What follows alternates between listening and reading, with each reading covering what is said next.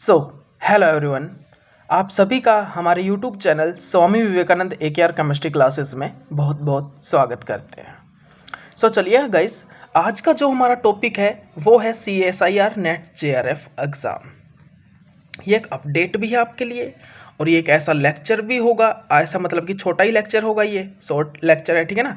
और उसमें आपको ये बताया जाएगा कि कैसे, क्यों, मतलब कि सभी यूट्यूबर ये बोल रहे हैं कि जनवरी फरवरी में आपकी एग्ज़ाम डेट जा सकती है। और मैं आपको एक चीज़ बताना चाहूँगा कि आप दिसंबर लेके चलिए। आप सभी को, जितने भी CSIR नेट JRF के एग्ज़ाम के एस्पिरेंट्स हैं, वो ये मान के चलिए कि आपका एग्ज़ाम दिसंबर लास्ट तक हो जाएगा। बता देता हूँ मैं, क्योंकि मैसेज ट्वीट से यही आया हुआ है कि हम इस कैलेंडर के अंदर, इस ईयर के कैलेंडर के अंदर अंदर हम कोशिश कर रहे हैं कि एग्ज़ाम हो।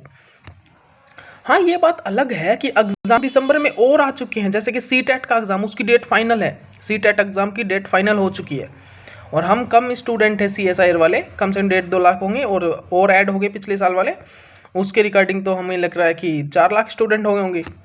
लेकिन CTET के थोड़े संख्या ज़्यादा होती है, क्योंकि CTET में ऑल इंडिया मतलब कि B.Ed के BSc B.Ed MSc B.Ed ये सभी आ जाते हैं, ठीक है ना। वो सभी देते हैं, PhD वाले भी दे देते हैं CTET, ठीक है ना। तो ये देखिए, वहाँ पर स्टूडेंट की काउंटिंग जो है, संख्या थोड़ी ज़्यादा हो जाती है, जिसके कारण बस उसको हमने पहले रख दिया है और वहाँ पर डेट भी डिवाइडेड हो जाएंगी, ठीक है ना। वहाँ पर एक मतलब कि ये नहीं है कि एक दिन में एग्ज़ाम हो जाएगा सभी, मतलब कि कई सेंटर बुक होंगे, बहुत सेंटर बुक होंगे उस एग्ज़ाम में, CTET में। तो दिसंबर में एग्ज़ाम होने के चांसेस हैं या नहीं, ये हम नहीं बोल सकते कि होगा ही, ये हम नहीं बोल सकते। जनवरी में भी जा सकता है, फेब में भी जा सकता है।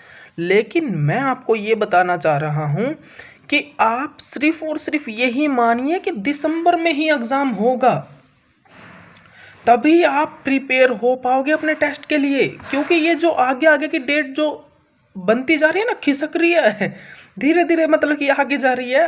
मतलब यूट्यूबर्स वीडियो बना रहे कि अब एग्ज़ाम की डेट ये हो सकती है, एनालाइज कर रहे हैं। तो देखिए, वो जो एनालाइज कर रहे हैं वो तो आपको डेट बता रहे हैं, लेकिन आपके मन में खुशी खुशी जाग रही है, हाँ चलो डेट थोड़ी सी और आगे चली गई। लेकिन वो आपके लिए एक प्रॉब्लम क्रिएट कर देगी, वो आपके लिए आगे जाके एक प्रॉब्लम क्रिएट कर रही है। आप खुद सोचिए, ये खुशी आपको एक प्रॉब्लम क्रिएट करेगी। आप थोड़ा सा और टाइम लोगे तैयारी करने में। आप ये सोचोगे चलो ठीक है, कोई स्टूडेंट मतलब कि चलो ठीक है रखो, थोड़ा सा और खेलते हैं। वो बचपन वाली बुद्धि मतलब कि आपका काम करना स्टार्ट कर देते, खेलते हैं। लेकिन देखिए, आपने जितना भी किया हुआ है, आप उसमें थोड़ा सा और एक्स्ट्रा ऐड कर सकते हो। इस टाइम का आप बेनिफिट उठा सकते हो, बार बार रिवीजन कर सकते हो और एक्स्ट्रा ऐड कर सकते हो। तो ऐड करिए और मान के सिर्फ यही चलिए कि आपका एग्ज़ाम दिसंबर में है और दिसंबर में आपको मतलब नवंबर में आपको नोटिफिकेशन मिल जाएगा, दिसंबर में होगा, जनवरी में होगा। लेकिन अभी के लिए आप यही मान के चलिए कि आपका एग्ज़ाम दिसंबर 3rd या लास्ट वीक में होगा। और दिसंबर 3rd और लास्ट वीक में अगर होगा तो साफ सी बात है, आप अपनी प्रिपरेशन कंप्लीट रखिए अच्छे से। अब सिर्फ और सिर्फ कुछ नहीं रह गया, अब आपको क्वेश्चन प्रैक्टिस करने हैं बहुत अच्छे से, बहुत अच्छे से। जब आपका कम से कम, मैं तो बोल रहा हूँ पहले ही, जब आपके 45 डेज, जैसे कि 1.5 मंथ मतलब 1.5 मंथ आपका जब लेफ्ट रह जाए, लेफ्ट हो, उस टाइम पे आपको क्या करना है, उस टाइम पे आपको कंप्लीट आपकी प्रिपरेशन के जितने भी क्वेश्चंस हैं, जितनी भी टेस्ट सीरीज़ हैं, जितने भी असाइनमेंट्स हैं, वो सभी सॉल्यूशन करना स्टार्ट करना है, सभी सोल्व करना। तो इससे पहले आप मतलब कि मैं बोलूँगा सिलेबस आप कर सकते हो कंप्लीट, आपका रिवीजन कर सकते हो, आपका सिलेबस कंप्लीट कर सकते हो जितना भी रहा हुआ है, ठीक है ना। लेकिन 45 डेज जब बचे आपके, तो आपको कुछ भी नहीं करना, कुछ भी कहीं पर ध्यान मत देना सिलेबस वगैरह पे, सिर्फ क्वेश्चन प्रैक्टिस, सिर्फ और सिर्फ क्वेश्चन प्रैक्टिस, ठीक है ना। अब आपके लिए एक और बात बोलने जा रहा हूँ भाई। वो क्या है, अभी अभी मैं वीडियो देख रहा था, क्योंकि मैं भी यूट्यूबर हूँ ना, तो मैंने खोला ही था अभी CSIR net JRF exam update ही खोल रहा था। तो हमको भी भाई ऐसे नहीं होता, हम भी देखते हैं, साइट्स पे देखते हैं, यूट्यूब पे देखते हैं, सभी वीडियोस देखते हैं, सभी जगह से डाटा उठाते हैं, उस टाइम पे आपको बताते हैं। ऐसा नहीं है, सभी यूट्यूबर ही ऐसा करते हैं, सभी जगह से देखते हैं, वो डाटा कलेक्ट करते हैं और करेक्ट इन्फॉर्मेशन आपको देते हैं। ऐसा नहीं होता कि करेक्ट इन्फॉर्मेशन नहीं मिलेगी, आपको करेक्ट इन्फॉर्मेशन ही मिलती है यूट्यूब से। करेक्ट इन्फॉर्मेशन वो कहीं ना कहीं से डाटा मतलब वो देखते हैं, कहीं से एनालाइज करते हैं, ठीक है ना। तो मजाक नहीं करते आपके साथ, ठीक है ना। तो अब मैं आपको बोलना चाह रहा हूँ कि एक यूट्यूबर ने क्या किया, उसने पूछा, मतलब कि अभी अभी मैंने देखा वो वीडियो, क्या कि कितने स्टूडेंट्स हैं जो, अगर हमारा एग्ज़ाम है जनवरी और फेब में होता है, जनवरी या फरवरी में अगर हमारा एग्ज़ाम होता है जन या फेब में, तो भाई कितने स्टूडेंट प्रिपेयर हैं अपने एग्ज़ाम के लिए।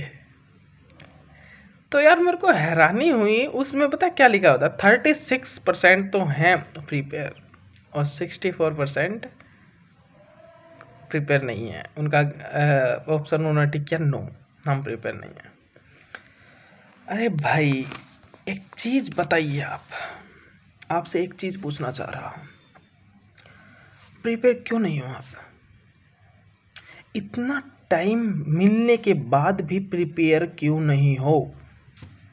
ऐसा क्या रह गया? ऐसा क्या मतलब कि आप कहाँ पर आप ढील दे रहे हो या अपने माइंड को फ्री छोड़ रहे हो इस प्रिपरेशन के प्रति? तो ऐसा मत कीजिए भाई।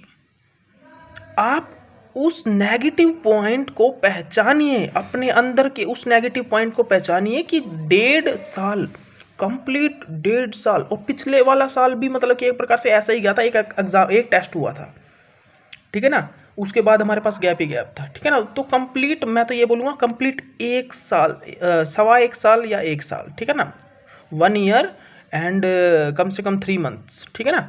इतना टाइम मिलने के बाद भी आपने फिर किया क्या है भाई? क्या किया है? गप्पे लड़ाए हैं या घूमे हो फिरे हो? क्या किया है? कुछ नहीं किया। इस साल जो पास आउट हुए हैं उनकी मैं मान सकता हूँ, उनका मैं मान सकता हूँ, वो इस साल पास आउट हुए, वो प्रिपेयर करेंगे, वो प्रिपरेशन तो उनका भी करें। तो ये भाई उन्होंने कितनों ने बोल दिया होगा, उनको मैं 30% मान के चलता हूँ, तो 40% तो पीछे वाले स्टूडेंट है, तो उनकी प्रिपरेशन क्यों नहीं है? क्यों नहीं है उनकी प्रिपरेशन? तो ये सिर्फ और सिर्फ आपकी गलती है, आप भूल कर रहे हो, आप कहीं ना कहीं बार बार भूल कर रहे हो, और उस भूल को सुधारने का आपके पास मौका है।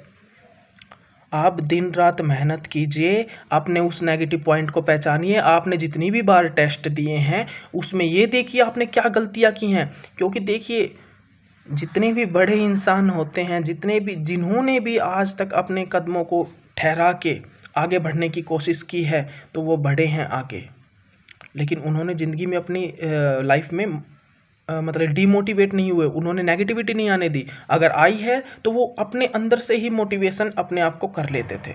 तो अपने अंदर से मोटिवेट होना जानिए। कैसे आप अपने अंदर से मोटिवेट हो सकते हो? कोई भी एक चीज़ ऐसे लीजिए जो आपको हमेशा मोटिवेट करती रहे। कोई भी ऐसी चीज़ उठा लीजिए, कोई भी, कुछ भी जो आपको हमेशा मोटिवेट करती रहे। क्योंकि देखिए मोटिवेशन लाइफ में सबसे ज़्यादा मतलब बहुत ज़्यादा इंपॉर्टेंट होता है। हर टाइम पे जब आप सबसे ज़्यादा नेगेटिव में चल रहे होते हो, उस टाइम पे एक ऐसी मोटिवेशन चीज़ होनी चाहिए, एक ऐसा लाइफ का मोमेंट होना चाहिए मोटिवेशन करने वाला, जो आपको हमेशा मोटिवेट करता रहे आपके ड्रीम के प्रति।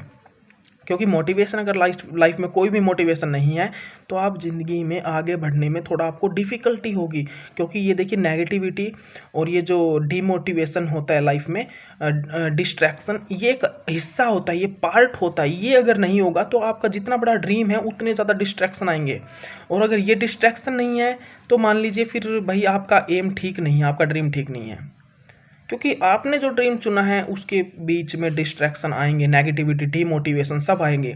लेकिन उन डिस्ट्रैक्शन, उन डीमोटिवेशन, उन नेगेटिविटी के बीच ही एक मोटिवेशन नाम का एक वर्ड छुपा होता है। और उस मोटिवेशन को अगर आप पहचान लोगे, अपने अंदर की भावनाओं को जो आपको जागरूक कर सकता है, उस मोटिवेशन को अगर आप पहचान लोगे तो आप कभी भी मार नहीं खाओगे लाइफ में।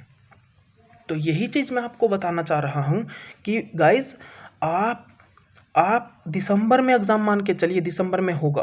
और उन स्टूडेंट को साफ साफ बोलना चाह रहा हूँ जो जनवरी और फेब में अगर एग्ज़ाम होने वाला है तो भी अभी तक वो प्रिपेयर नहीं है, तो वो भाई तैयारी कर लीजिए। ये मेरा मतलब कि गुस्से में सुन लीजिए या प्यार से सुन लीजिए, तैयारी कर लीजिए। सच बोल रहा हूँ, अगर आपको पीएचडी ही करनी है वो भी जेआरएफ करके, तो देखिए मजाक मत समझिएगा, ऐसा मजाक मत लीजिए नेट जेआरएफ एग्ज़ाम को। इतना भी मतलब कि आसान मत समझिए, इतना इजी मत समझिए कि आपने एमएससी कर लिया तो आप इजीली क्लियर कर दोगे नेट जेआरएफ को। भाई एक लेवल होता है, ये नहीं होता कि अब पिछली बार की तरह मतलब कि पहले की तरह ये नहीं होता कि प्रीवियस ईयर क्वेश्चन कर लोगे तो आपके हो जाएगा एग्ज़ाम। नहीं होगा भाई, नहीं होगा।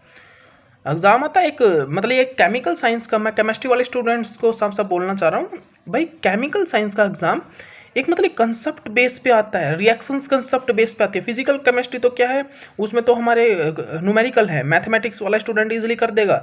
लेकिन organic chemistry, physical chemistry, inorganic chemistry, सभी कंसेप्ट, फिजिकल केमिस्ट्री में भी कंसेप्ट लगते हैं बहुत, तो यहाँ पर कंसेप्ट का यूज़ होता है, कंसेप्ट लगाने होते हैं। तो भाई आप कैसे क्वालिफाई करोगे फिर? तो देखिए सभी कंसेप्ट आपके क्लियर कीजिए। ओके, तो मैं आपको लास्ट में एंड में यही कहना चाहूँगा भाई, जितने भी स्टूडेंट अगर उनकी अभी प्रिपरेशन नहीं हुई तो वो अपनी प्रिपरेशन को कंप्लीट कर लीजिए जल्दी से जल्दी। क्वेश्चन प्रैक्टिस भी करनी है, सिलेबस भी कंप्लीट कीजिए, अपना रिवीजन कीजिए। कम से कम रिवीजन बोल रहा हूँ, कम से कम एक बार का रिवीजन कभी भी नेट जेआरएफ के लिए नहीं चलता, किसी भी कम्पिटिटिव एग्जाम के लिए। अगर आप ये सोचते हो कि एक बार का रिवीजन मैं करके चला जाऊँगा और मैं मतलब कोई भी कॉम्पिटिटिव एग्जाम को क्वालिफाई कर दूंगा, तो ये आपकी भूल है।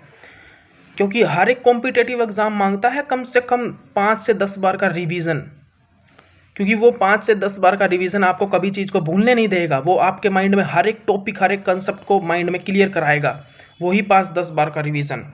तो मैं आपको यही बोलना चाह रहा हूँ, आपका सिलेबस तो पहले कंप्लीट कर लीजिए, उसके बाद ही तो रिवीजन पे आओगे। और कई बच्चे ये भूल कर रहे हैं, वो बोलते हैं मेरे को बार बार, और मेरे को तो यार इतनी बार बताने के बावजूद भी वो मेरे से यही क्वेश्चन क्यों पुटअप करते हैं भाई कि सर इतनी बार रिवीजन नहीं होता, बार बार रिवीजन नहीं होता। अरे मूर्ख हो, कितनी बार तुमको बताऊं, मैं इतनी बार बता चुका हूं कि रिवीजन से ही आप जेआरएफ को क्वालिफाई कर पाओगे, इतनी बार बोल चुका हूं। क्योंकि रिवीजन भाई तुम्हारा मन नहीं करता तो कुछ और टेक्निक लड़ाइए, कुछ और टेक्निक से रिवीजन कीजिए, लेकिन रिवीजन कीजिए। क्वेश्चन प्रैक्टिस डायरेक्ट कोई फायदा नहीं है। डायरेक्ट क्वेश्चन प्रैक्टिस कब तक करोगे? जब भूल जाओगे भाई, तुम भूल जाओगे, ट्रिक को भूल जाओगे, कंसेप्ट भूल जाओगे, तो क्वेश्चन कहाँ से बार बार, मतलब कि मान लीजिए तुमने कुछ 400 क्वेश्चन सोल्व कर लिए मान लीजिए, अब उन क्वेश्चन को ही तुम सोल्व आउट करते रहोगे क्या? न्यू क्वेश्चन भी आपके सामने आ सकते हैं, तो वो कब होंगे? जब कंसेप्ट याद रहेगा। तो कंसेप्ट जब याद रहेगा, जब रिवीजन चलता रहेगा।